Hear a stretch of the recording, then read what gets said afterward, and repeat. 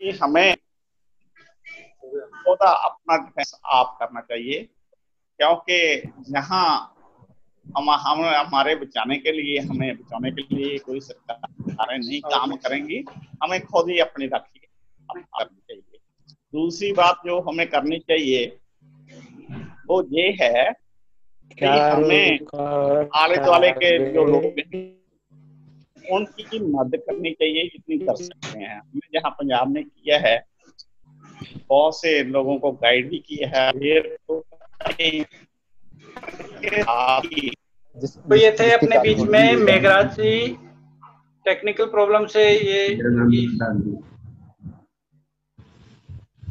आवाज हद तक आ रही है, लेकिन ये पूरे पंजाब में बड़ा एक आंदोलन चलाया इन्होंने। डॉक्टर अब्राहम कपूर की किताब का इन्होंने पंजाबी अनुवाद किया, गॉड बिगॉन बिगॉन गॉडमैन, देव पुरुष भाग गए। तो उसके कारण से पंजाब में अंधविश्वास काफी दूर हुआ और वैज्ञानिक सोच को बढ़ावा मिला।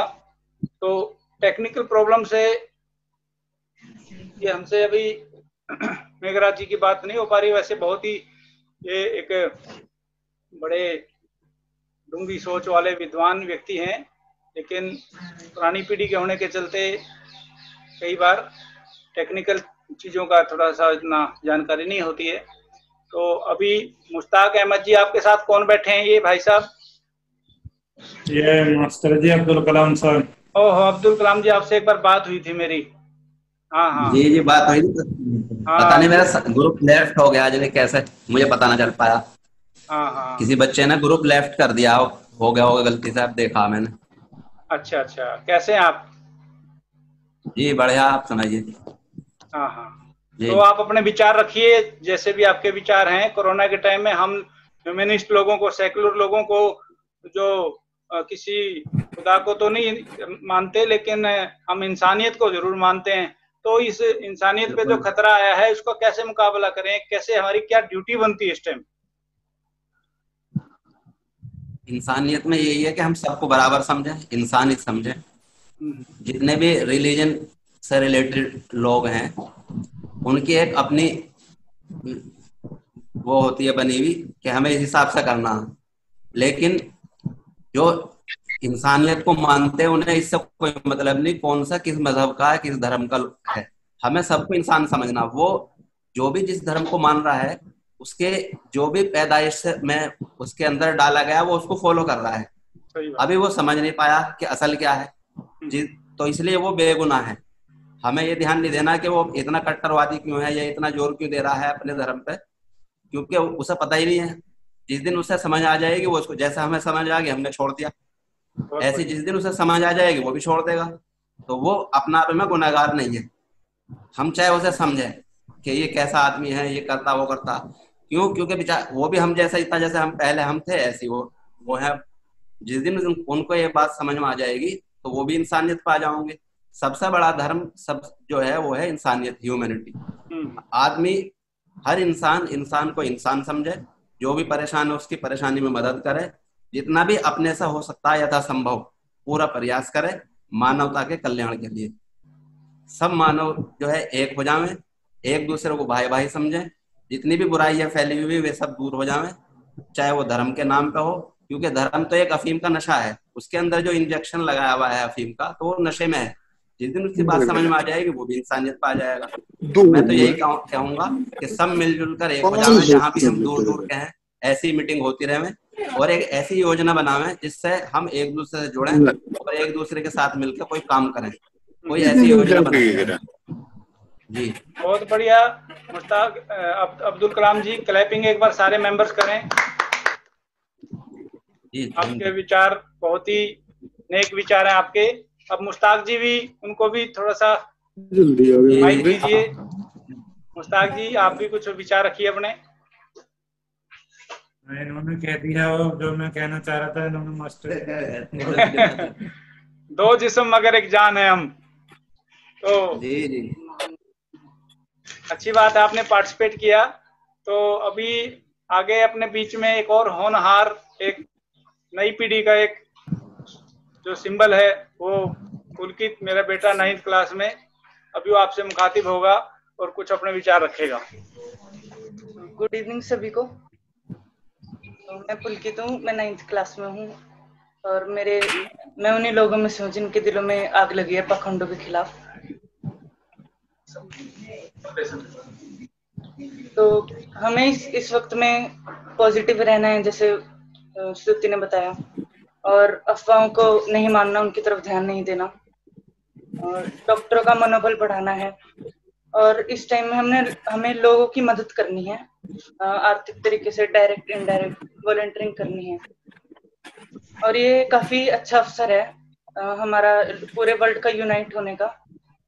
जैसे सब देशों में एक ही हालात है, सबने, अमेरिका में भी, ईरान में भी, सबने मास्क पहने हैं और सेम सिचुएशन है, सेम सर्कमस्टेंसेस है, सब सेम वे से देख रहे हैं बीमारी को।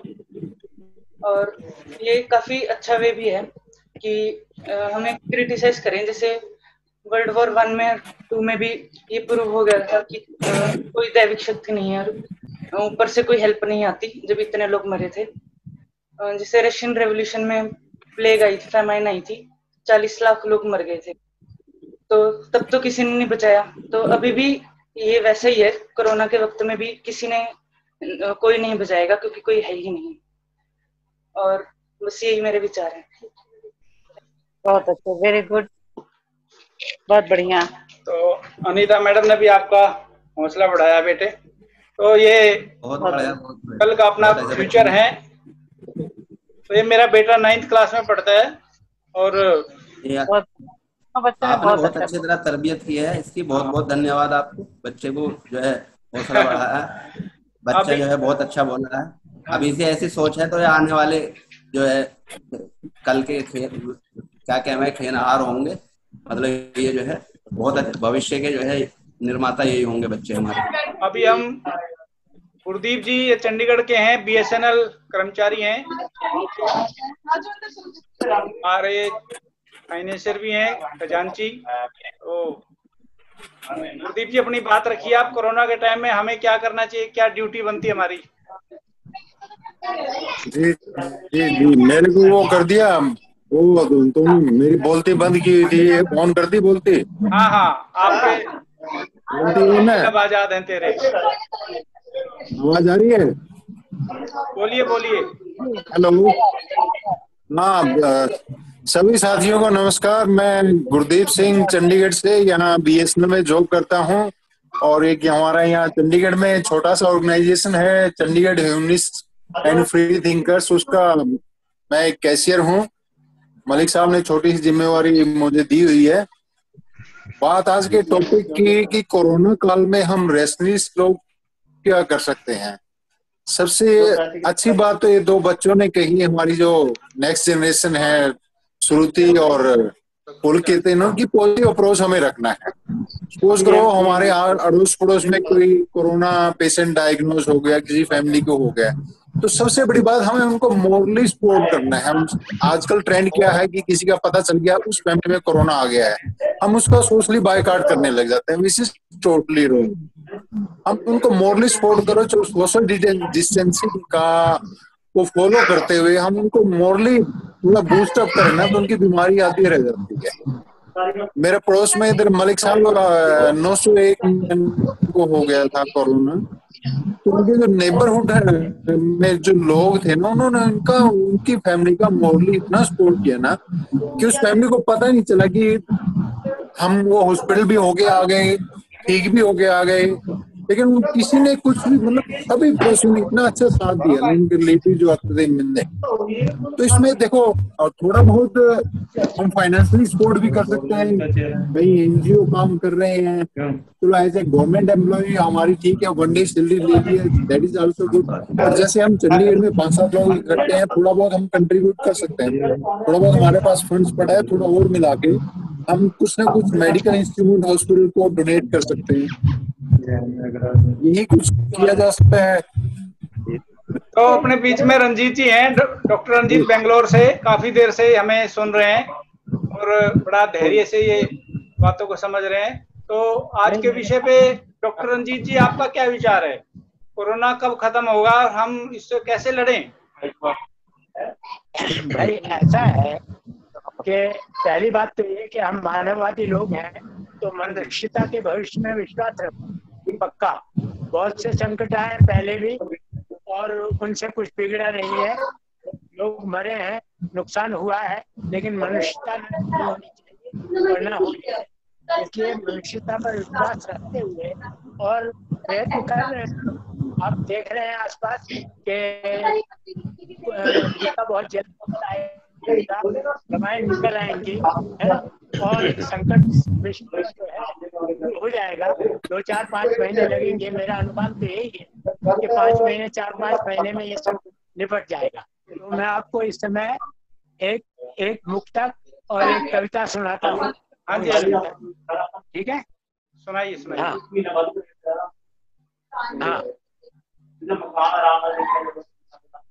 तो एक तो ये है भारत माता। भारत माता को इन लोगों ने, आरएसएस वाले और बीजेपी वालों ने क्या बना रखा है और हम क्या समझते हैं उसको, इसके बारे में एक मुक्तक है। शेर पे बैठी दुर्गा की तस्वीर नहीं है भारत माता, शेर पे बैठी दुर्गा की तस्वीर नहीं है भारत माता, छूट भइयों पर तनी हुई शमशीर नहीं है भारत माता।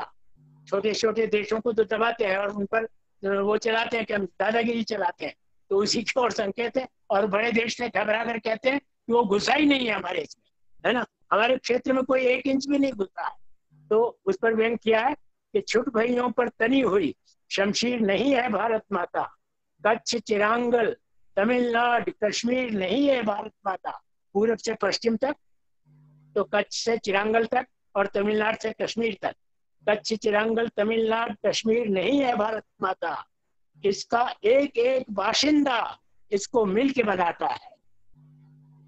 भारत माता कहाँ से बनती है, कौन कैसे बनती है, इसका एक एक बाशिंदा, नागरिक नहीं कहा है मैंने, नागरिकता तो ये छीन ले सकते हैं लेकिन रहने वाला तो यही का है ना। तो इसका एक एक बाशिंदा इसको मिल के बनाता है। किसी मोदी किसी इंदिरा की जागीर नहीं है भारत माता, इसका एक एक बाशिंदा इसको मिल के बनाता है। किसी मोदी किसी इंदिरा की जागीर नहीं है भारत माता, शेर पे बैठी दुर्गा की तस्वीर नहीं है भारत माता, छुट भइयों पर तनी हुई शमशीर नहीं है भारत माता। तो ये तो एक मुक्तक हुआ। अब मैं आपको एक कविता जो आपने अभी सुनी थी, अपना ऐसा हो संसार हमारा, करीब करीब उसी तरह की कविता है, तो आप सुनिए।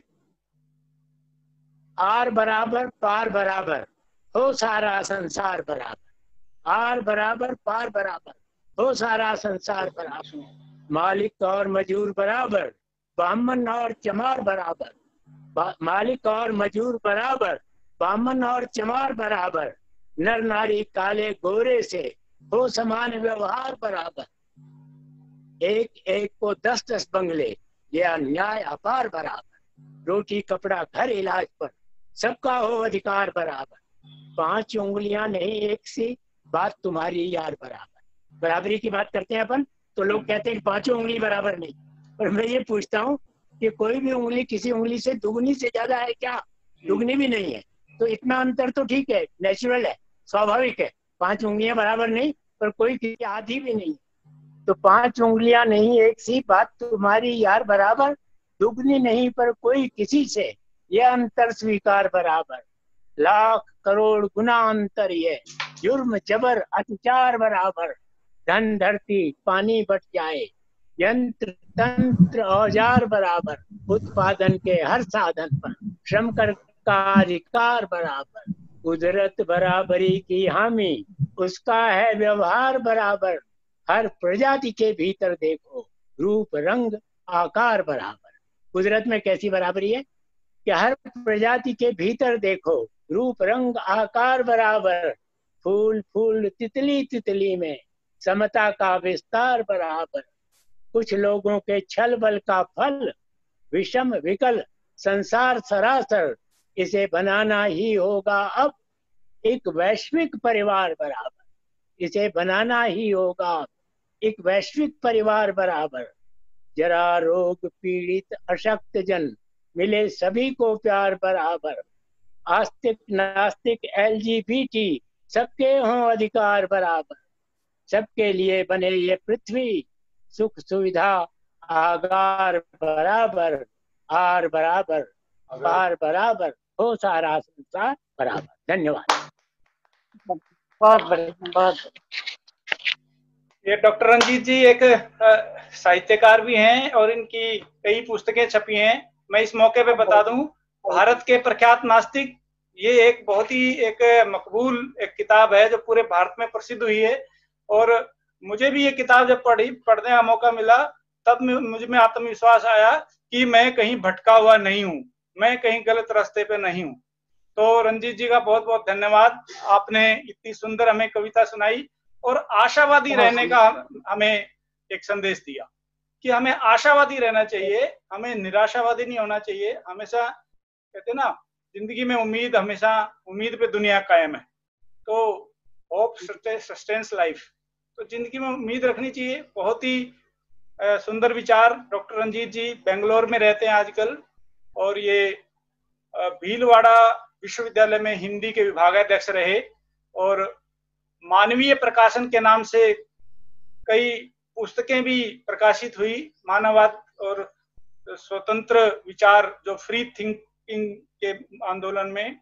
और बीकानेर में इन्होंने पहला उत्तर भारतीय नास्तिक सम्मेलन, उसका भी आयोजन करवाया था। उसमें मैं, मेघराज मित्र जी और कई साथी पहुंचे थे। तो इस उम्र में भी ये हमें प्रेरणा देते हैं और आपका बहुत बहुत कोटि कोटि अभिनंदन डॉक्टर रंजीत जी। इसका सभी लोग को तो पता ही है कि दवा ववा कोई काम नहीं कर रहा, अपना इम्यूनिटी ही काम करेगा।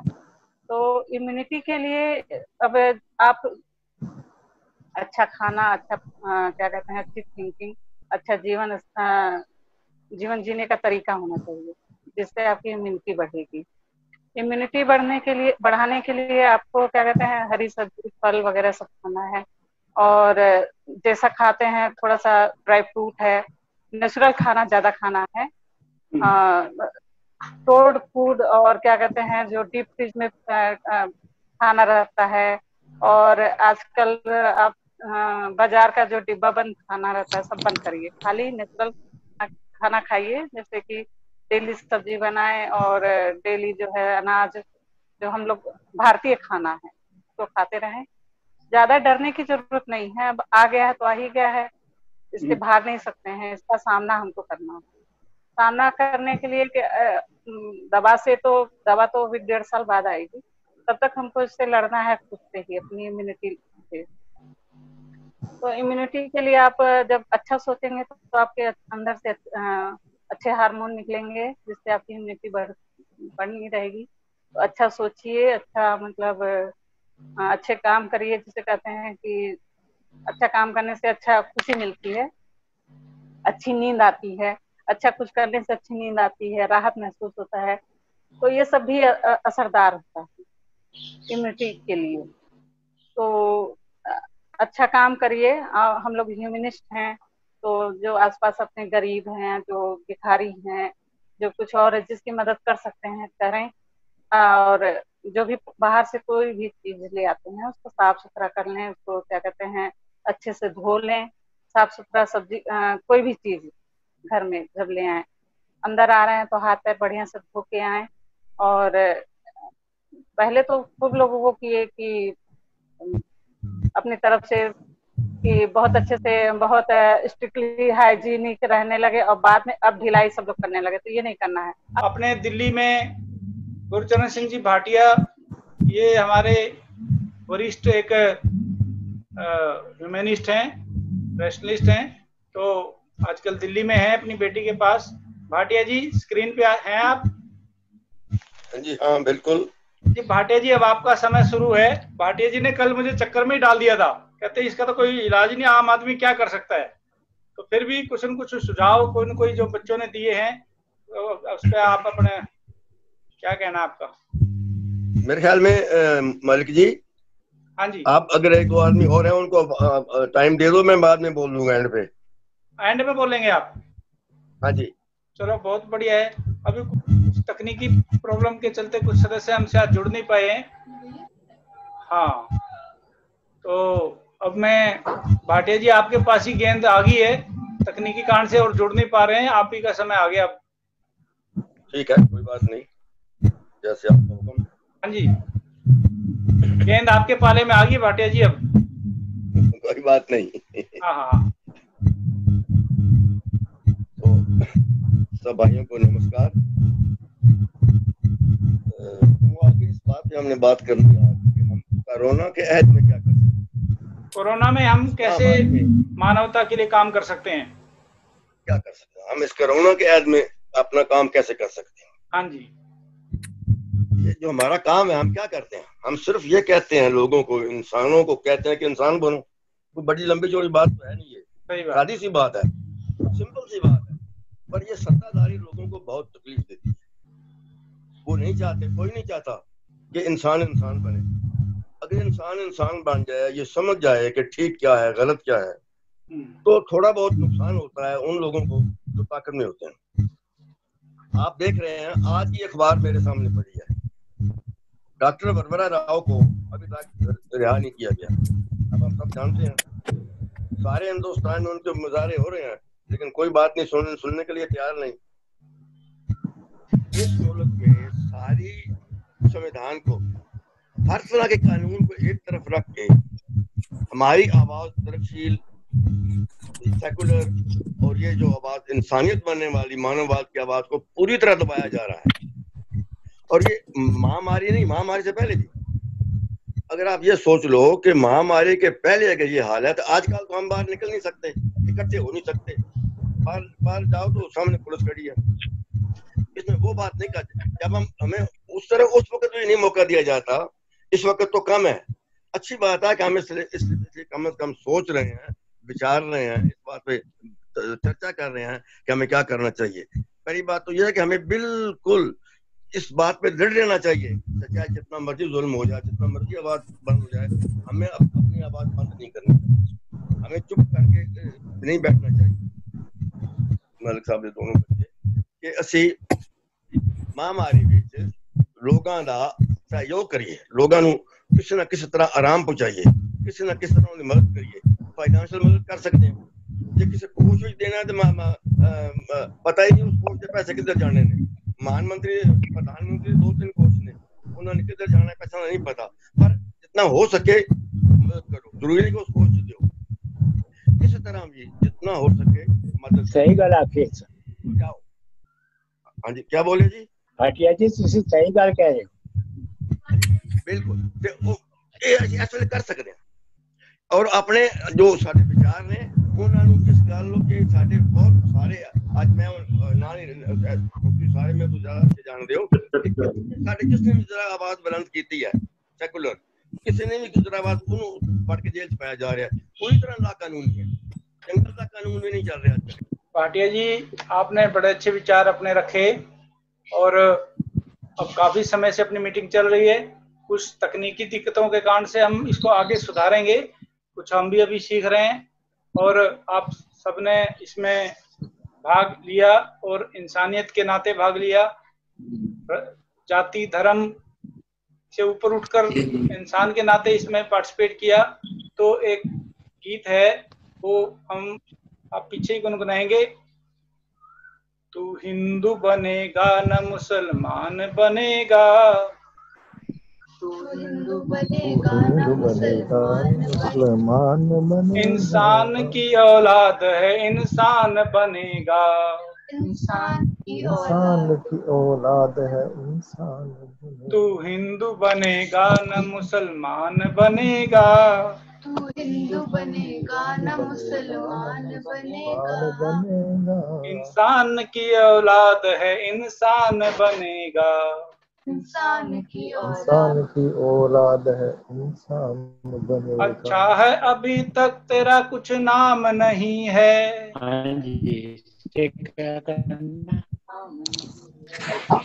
तुमको किसी मजहब से कोई काम नहीं है, तुमको किसी मजहब से कोई काम, जिस इल्म ने इंसान को तकसीम किया है, इस इल्म ने उस तकसीम इल्म का किया तुझ है, पर कोई इल्जाम नहीं है। उस इल्म का तुझ पर कोई तू बदले इल्जाम हुए नहीं। वक्त की पहचान बनेगा। तू बदले हुए वक्त की इंसान की पहचान औलाद है, बनेगा। इंसान बनेगा। इंसान की औलाद है, इंसान की औलाद है, तू इंसान हिंदू बनेगा न मुसलमान बनेगा। इंसान की औलाद है, इंसान की औलाद बनेगा। है, इंसान बनेगा। कुदरत ने हर इंसान को इंसान बनाया। कुदरत ने हर इंसान को इंसान हमने उसे बनाया। हिंदू या मुसलमान बनाया। हमने उसे हिंदू या मुसलमान कुदरत ने तो बनाया। बख्शी थी हमें एक ही धरती। कुदरत ने हम बख्शी थी हमें एक ही हमने धरती। कहीं भारत कहीं ईरान बसाया। हमने कहीं भारत कहीं जो ईरान तोड़ दे बसाया। हर बंद वो तूफान बनेगा। तोड़ दे हर बंद वो तूफान इंसान की बनेगा। औलाद है, इंसान बनेगा। एक साथ बोले, तू बनेगा, हिंदू बनेगा न मुसलमान बनेगा न बनेगा। मुसलमान बनेगा। इंसान की औलाद है, इंसान की इंसान औलाद है, बनेगा। इंसान अगला पैरा बनेगा। थोड़ा सा बदली एडिटिंग की है। नफरत जो सिखाए वो धर्म तेरा नहीं है। नफरत जो सिखाए वो धर्म तेरा नहीं इंसान को जो है। रोंदे वो कदम तेरा नहीं है। इंसान को जो रोंदे कदम तेरा नहीं है। विज्ञान न हो जिसमें वो घर नहीं तेरा। विज्ञान न हो जिसमें कोई घर नहीं तेरा। इंसानियत न हो वो धर्म तेरा नहीं है। इंसानियत न हो धर्म तेरा तू नहीं अमन है। का और सुलह का अरमान बनेगा। अमन का सुलह का एक इरमान साथ बोलेंगे सब। बनेगा। इंसान की औलाद है, इंसान बनेगा। तू हिंदू बनेगा न मुसलमान बनेगा। इंसान की औलाद है, इंसान की बनेगा। औलाद है, इंसान बनेगा। ताहिर लुधियानवी जी ने एक गीत लिखा था और उस दौर के बड़े अच्छी एक सोच निकल के आई थी, सेकुलर सोच। हमने नेहरू जी की आइडियोलॉजी को बरकरार रखना है, जिस पर भी खतरे के बादल आ रहे हैं, और कोरोना में अपना मनोबल बना के रखना है, पॉजिटिव रहना है, आशावादी रहना है। ये बीमारी आई है तो चली भी जाएगी, लेकिन हमारी जो ह्यूमनिस्ट एथिस्ट लोगों की कम्युनिटी स्ट्रांग होनी चाहिए। ये मीटिंग का यही मकसद है और सुदेश जी ने इस पे काफी मेहनत की है। और हम कोई भी अपने आप को अकेला ना समझे, हम सब एक टीम है। जैसे अब्दुल कलाम जी, मुश्ताक जी ने कहा कि हम कुछ आपस में अपना एक एकता रखें, एक दूसरे की खैरियत मालूम करते रहें, एक दूसरे का हौसला बढ़ाते रहें। आर्थिक अगर मदद भी अगर संभव है तो वो भी एक दूसरे की हम करें, एक कम्युनिटी की तरह से डेवलप हो हम। और हिंदुस्तान काफी पीछे है, कई नॉन रिलीजियस पॉपुलेशन है। अमेरिका में 25% हो गई है, और कई जो देश हैं स्कैंडिनेवियन कंट्री, वहाँ मेजोरिटी लोग नॉन रिलीजियस हो गए हैं। तो हिंदुस्तान में ये अभी बिल्कुल ही एक शुरुआत, इन्फेंसी, एक शिशु अवस्था में हम हैं, लेकिन धीरे धीरे हम ग्रो करेंगे और एक मजबूत कम्युनिटी बनेंगे, और तब हम समाज के लिए भी कुछ कंट्रीब्यूट कर पाएंगे और अपने परिवारों को भी खुशहाल बना पाएंगे। आप सब ने जिन्होंने भाग लिया, अनीता जी, मुश्ताक जी, अब्दुल कलाम जी, गुरदीप भाई साहब, भाटिया जी, डॉक्टर रंजीत, और जो भी हमें सुन रहे थे, कोई तकनीकी दिक्कत से कोई पार्टिसिपेट नहीं कर पाए, जैसे कालिंदी बहन और डॉक्टर अनिल पटियाला से, उनके लिए हम सॉरी बोलते हैं। अगली मीटिंग में आपको जरूर ये तकनीकी समस्या दूर हो जाए तो आपको जरूर मौका दिया जाएगा, और ज्यादा से ज्यादा पार्टिसिपेंट इसमें बात कर सकें। इसलिए सुदेश जी और हम बिल्कुल कम से कम अपनी बात रखते हैं, ताकि ज्यादा से ज्यादा समय आपको मिले। और इसी सिलसिले को हम अगले महीने भी कंटिन्यू रखेंगे। हर महीने ये मंथली मीट चलेगी, और ताकि हमारे अंदर एक एक कम्युनिटी फीलिंग आए, एकता की भावना आए, कोई अपने आप को अकेला महसूस ना करे, और सभी ह्यूमनिस्ट, एथिस्ट, रेशनलिस्ट भाइयों को गुड इवनिंग, नमस्कार, अलविदा दोस्तों सबको।